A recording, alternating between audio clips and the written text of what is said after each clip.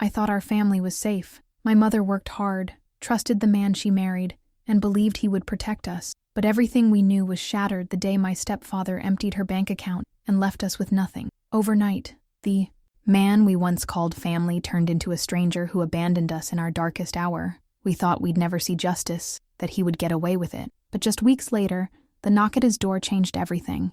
The police weren't just visiting, they had proof. And what came next would bring his entire world crashing down. My name is Emily, and I was 19 when my world turned upside down.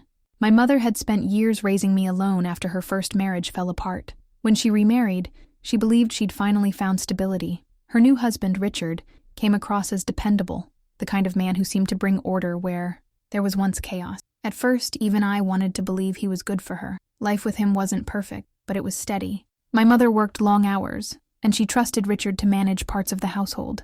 He handled bills, accounts, and paperwork with an air of control that made her feel secure. But now and then, I noticed his sharpness, small comments about money, a glance that lingered too long on my mother's wallet, a hidden edge beneath his calm tone.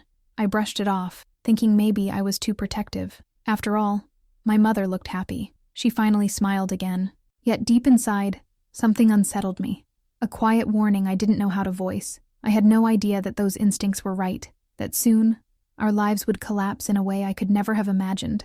First conflict Richard's presence in. Our home was like a shadow that grew darker with each passing week. At first, he seemed generous. He'd bring flowers for my mother, small gifts that made her blush like a schoolgirl. He handled bills with confidence, assuring her she no longer had to stress about numbers and math. To anyone looking from the outside, he appeared dependable. But behind that polished mask, I started noticing cracks. My mother used to check her bank app every morning, a small ritual before she went to work. But soon, Richard discouraged it.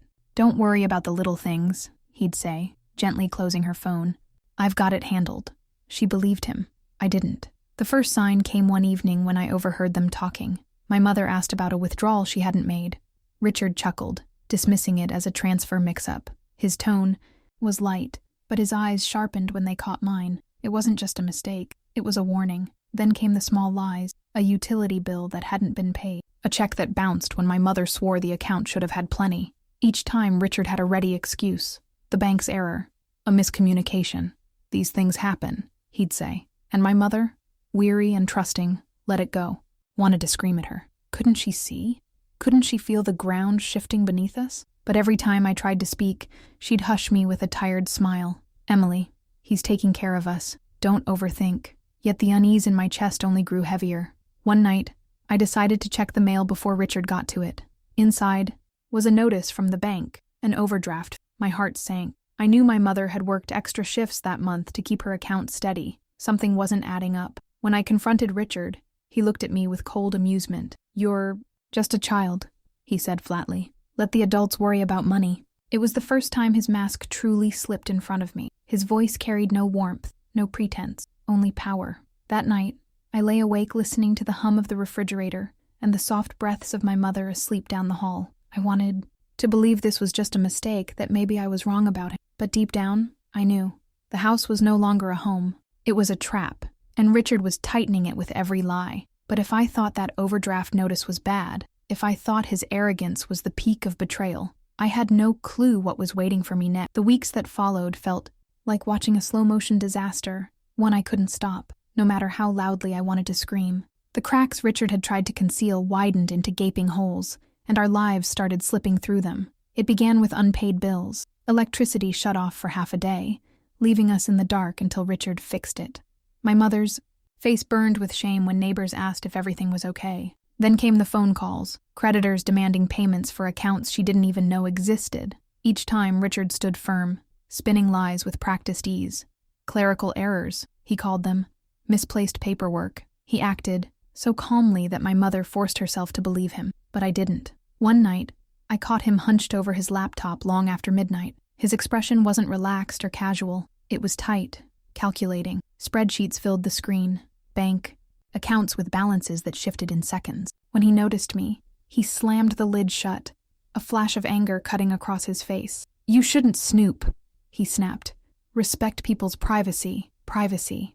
That word echoed in my head for days. Whose privacy was he protecting? My. Mother began to fray under the pressure. She worked extra shifts, coming home exhausted, still believing she was the problem. "Maybe I've just mismanaged things," she murmured one night, her voice cracking as she stared at a shut-off notice. Richard wrapped an arm around her, whispering reassurances that sounded sweet but made my skin crawl. I wanted to grab her shoulders and shake her awake. "It's not you. It's him," I wanted to scream, but the fear of shattering her fragile hope kept me silent. Instead, I swallowed my rage and kept watching. The turning point came when the bank called directly.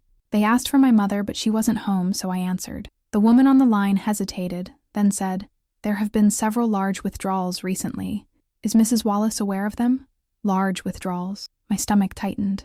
"What withdrawals?" I asked, but the woman wouldn't give details without my mother. Still, it was enough. Richard wasn't just making mistakes. He was bleeding her dry. That evening, I tested him. I asked casually if he'd noticed anything unusual with the account. He didn't even blink. "Everything's fine," he said, sipping his drink. His calmness was infuriating, like he already knew we were powerless. From then on, I made it my mission to dig deeper. I searched through the trash for receipts, checked the mail before Richard got to it, and even peeked at his desk drawers when he wasn't home. The more I looked, the more unsettled I became. There were receipts for luxury items my mother never saw, withdrawals that had no explanation, documents half shredded and hidden under junk mail. Meanwhile, the weight of his deception pressed harder on us. Groceries became scarce.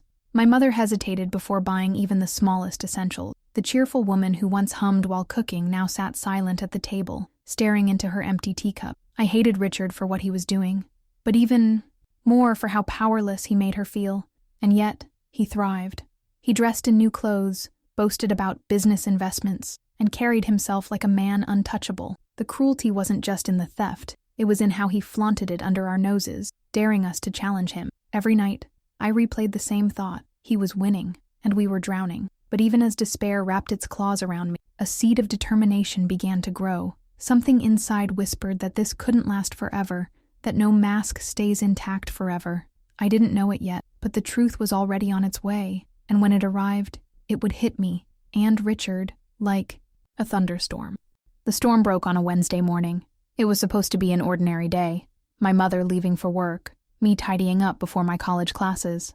But as she reached for her wallet, I saw her freeze. Her hands trembled as she pulled out her debit card, staring at it like it had betrayed her. "I don't remember making this withdrawal," she whispered, pointing to a slip of paper tucked inside.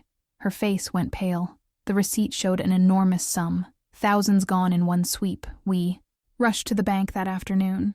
I'll never forget the hollow echo of the banker's words. "Mrs. Wallace, your account balance is zero. The number hit like a physical blow. My mother gasped, clutching the counter as though it might hold her up.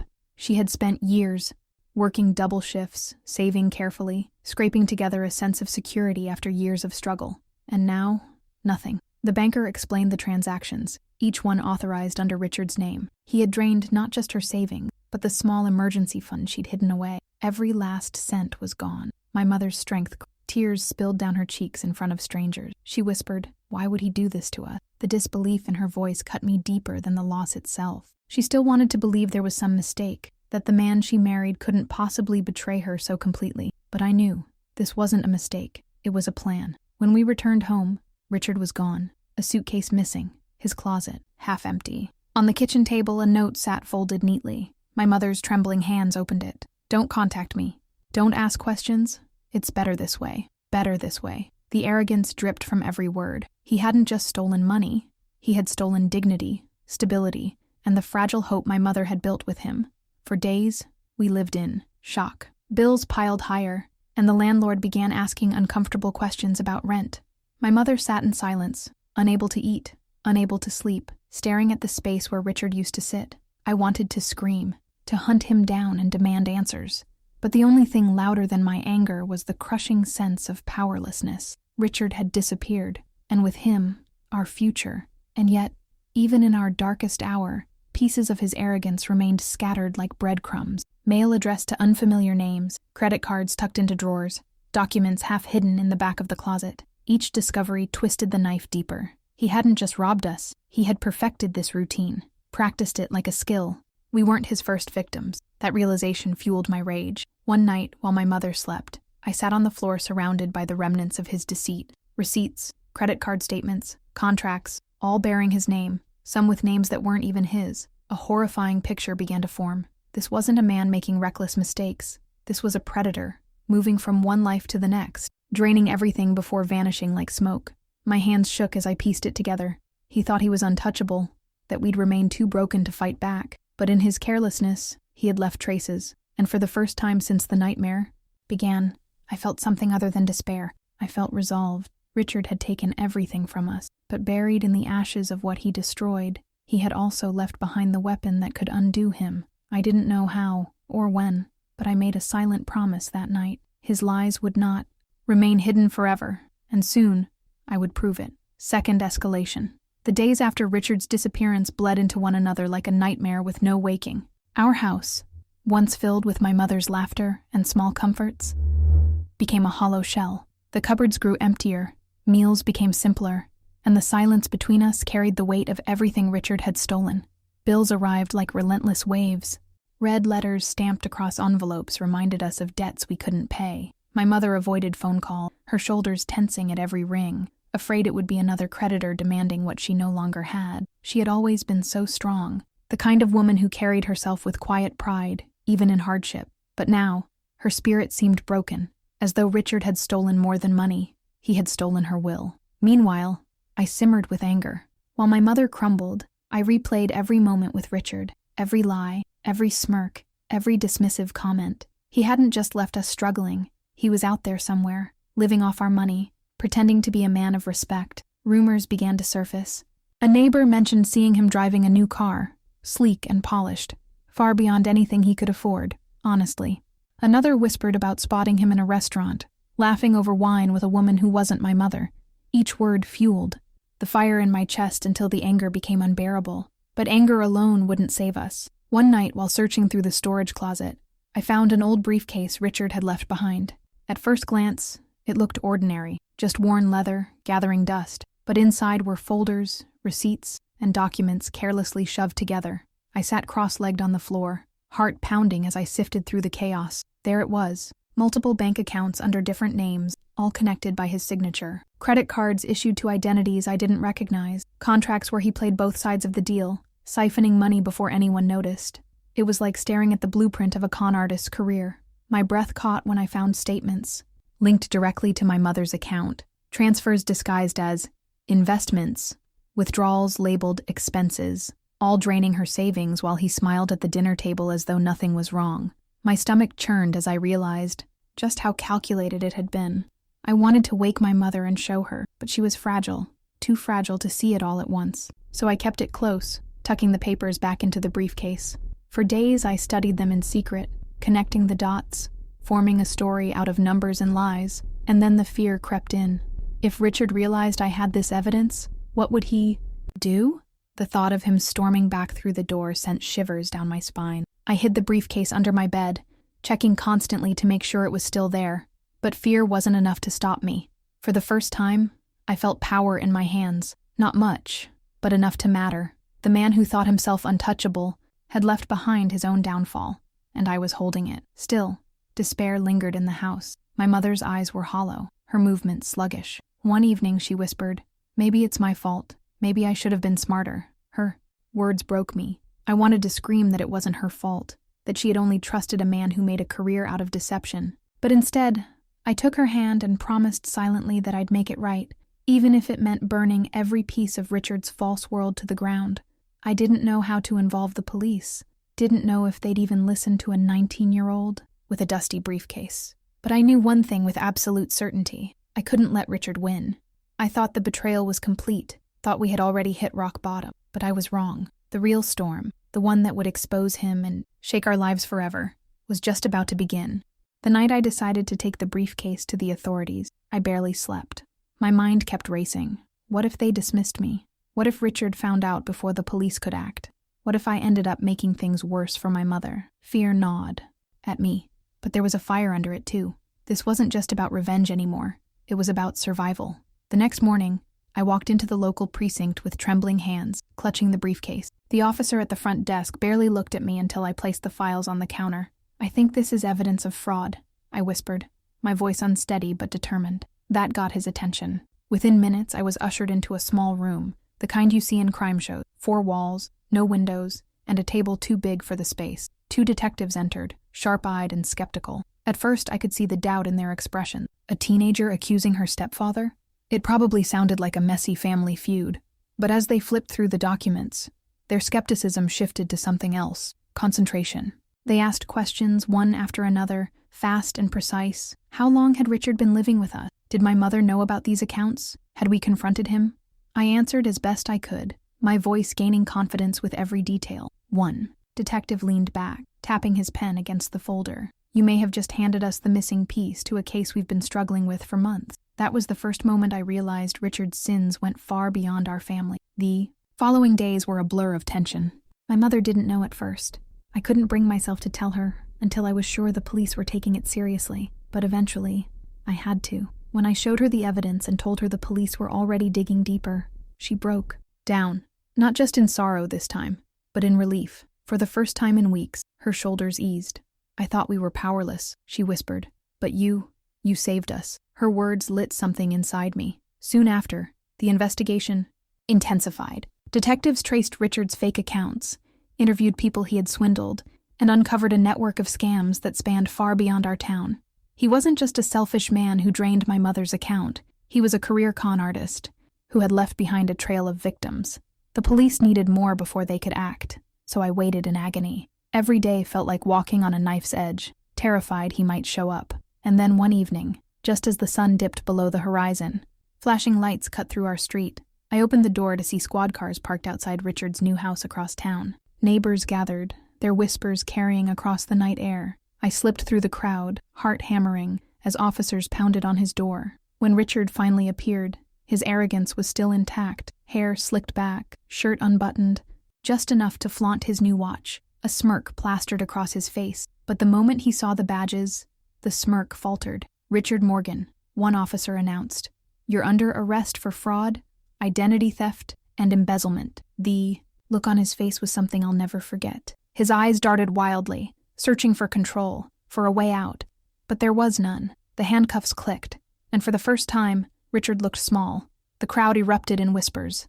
Some gasped. Others muttered curses. A woman stepped forward, pointing at him with trembling hands. That's the man who stole my savings. Another shouted, he scammed my father's business. The police had invited victims to witness the arrest. And now Richard was surrounded, not by family, not by supporters, but by people whose lives he had destroyed. His polished image crumbled in seconds. I stood in the shadows, clutching the briefcase that had started it all, watching as the man who had drained us, humiliated us, and abandoned us was finally stripped of his power. As they pushed him into the squad car, his eyes flickered toward the crowd, and then, for just a second, locked onto mine. Recognition, fury, and beneath it all, fear. The door slammed shut, the car pulled away, and Richard was gone. In the days that followed, our lives didn't magically fix themselves. The debts were still there, the wounds still raw, but something had shifted. My mother walked taller again. The silence in our home no longer felt suffocating. And as the news spread, neighbors we hadn't spoken to in months stopped by, offering kindness and support. We weren't alone anymore. One evening, as I sat with my mother on the porch, she reached over and squeezed my hand. You didn't just save me, Emily. You saved yourself, too. You proved you're stronger than any betrayal. Her words sank deep, becoming a part of me. I realized Richard hadn't just stolen money. He had tried to steal our sense of worth, our belief that we could stand on our own. But in the end, he failed, because his downfall wasn't delivered by the police alone. It came from the evidence I had held onto, the determination to fight back when everything seemed lost. And as I stared out into the night sky, I felt a peace I hadn't known in months. Justice had arrived, not just in handcuffs, but in the strength we found to rise from the wreckage. Richard thought he had broken us. But in reality, he gave us something he never expected, the courage to never be broken again. Resolution.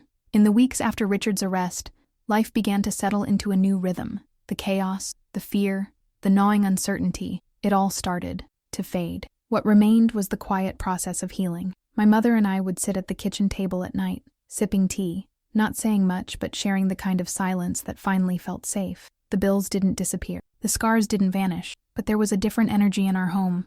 My mother's laugh, which had been absent for so long, slowly returned.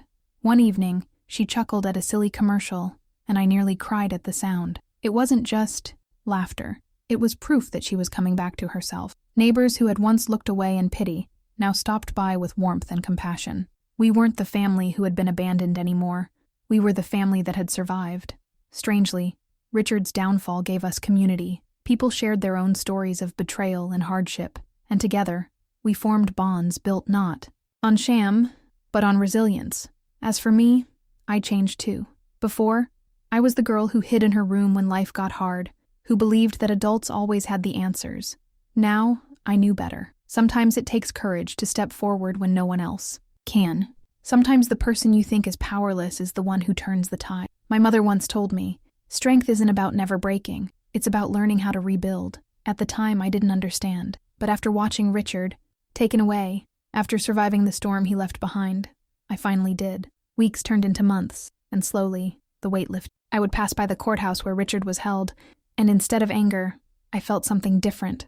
Closure. He no longer had power over us. His lies, his greed, his betrayal, they all belonged to the past. One night, as I lay in bed staring at the ceiling, I asked myself a question that stayed with me. What would have happened if I hadn't been brave enough to? The answer scared me. Maybe Richard would still be free, still hurting others. Maybe my mother and I would still be trapped in silence and despair. But that wasn't our story anymore. Our story was one of justice, resilience, and rebirth. And that's what I want to leave you with. Sometimes, the greatest strength is born from the darkest. The people we trust most can become the ones who wound us deepest. But it's in that pain that we discover who we really are. So, I'll ask you, what would you have done if you were in my place? Would you have stayed silent? Or would you have risked everything to expose the truth? Think about it and share your answer below. And if stories like this resonate with you, real tales of love, betrayal, and resilience, make sure to subscribe and join me again, because there are more stories to tell, more lessons to uncover, and more strength to find in the shadows. Moral plus CT. Looking back now, I realize something powerful. Betrayal doesn't always come from strangers. Sometimes it comes from the very people who should protect us, love us, and stand by our side. That's why it cuts so deeply. My stepfather didn't just steal money. He stole trust. He ripped apart the foundation of our family, leaving behind wounds that seemed impossible to heal. But here's the truth I learned. Pain can destroy you, or it can forge you into someone stronger. For my mother and me, the betrayal became the beginning of something new. It forced us to rebuild, not just our lives, but our belief in ourselves. Richard thought he left us powerless, but in reality, he gave us the chance to rise from the ashes. And maybe that's the hidden lesson in all of this. We don't get to choose how people treat us, but we do get to choose how we respond. You can let their lies define you, or you can use the fire of betrayal to fuel your strength. Now, I want to ask you, if you discovered that someone you trusted had stolen everything from you, what would you do?